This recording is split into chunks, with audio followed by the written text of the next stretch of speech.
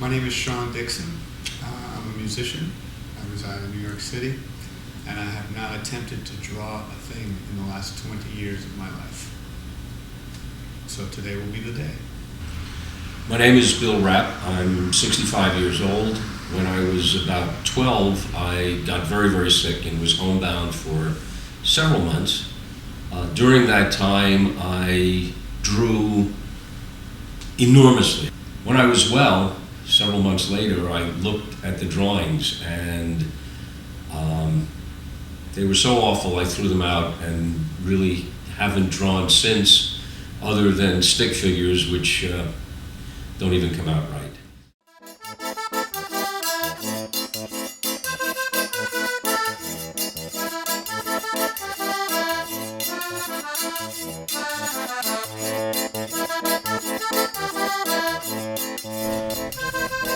We call this the pre-instruction drawing. Since they're getting no help, it can be intimidating. Bill has a solution. Children use it and grown-ups too. He'll just trace the outline of his hand, then add things. The details he adds are symbolic, meaning that his nails and hairs come from the concept of nail or hair, not from specific observation.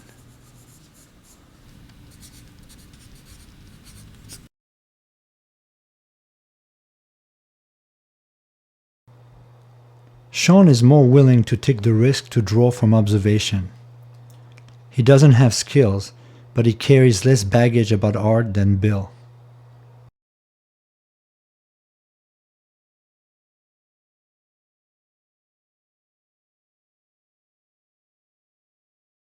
If I had to take one exercise to a desert island with me, I would take this one.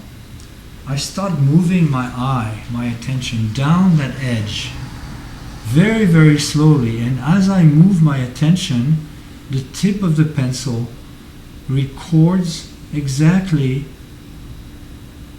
the motion of my eye as my eye moves along that contour.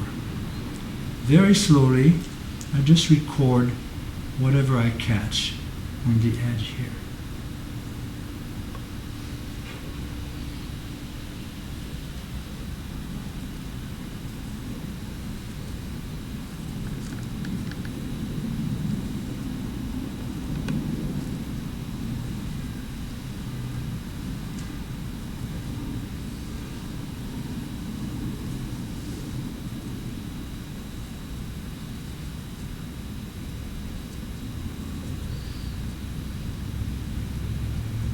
I think we should have some nice, spacey, new age music for this. We're going to sort of create a special tool, which is this, and you're going to hold the pencil underneath the paper. That protects you from the distraction of wanting to see what's going on here, so you can focus entirely on the leaf.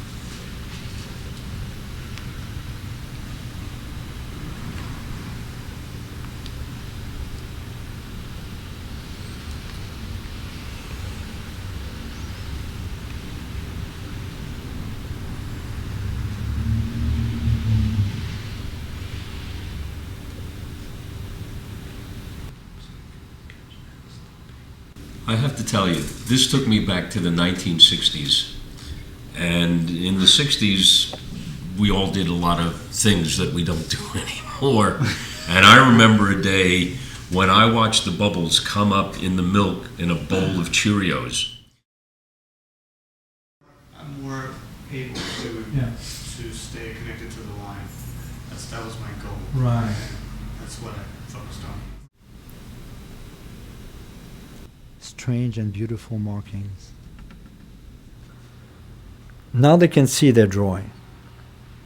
They have to be able to see it to end up right where they started and close the shape of the leaf. But the way of looking stays the same. If you look at my arm and my body, there's a hole there. Okay? You can focus on the shape of that hole and actually draw it as if it was something, even though it's an absence of something. The negative space I'm going to choose to draw is the hole between my thumb and index finger.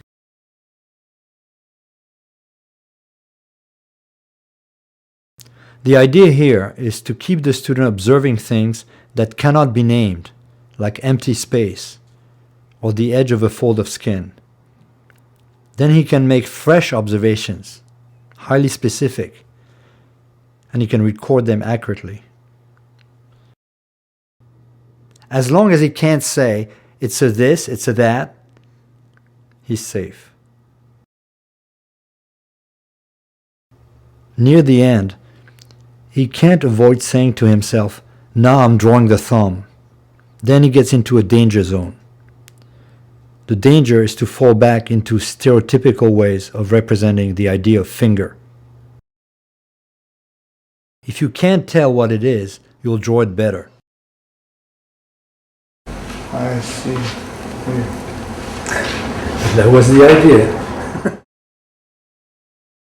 So nobody is saying this is bad art and this is good art. But what I am saying actually very forcefully is that this reflects a certain way of seeing your hand and recording what you're seeing, and this reflects a really different way. This was an absolutely fascinating experience for me. I normally feel like I am looking at a hole and trying to pick from that, whereas this exercise brought me to the detail and created a hole out of the detail, and that perspective change is remarkable, as I'm seeing in front of me, and I guess I'm looking forward to being able to look at things like that now, whether I'm drawing them or just observing. So, yeah, it was fascinating. Thanks, Mark. If you can't tell what it is, you'll draw it better. Ready? Yeah. Again the same or something else?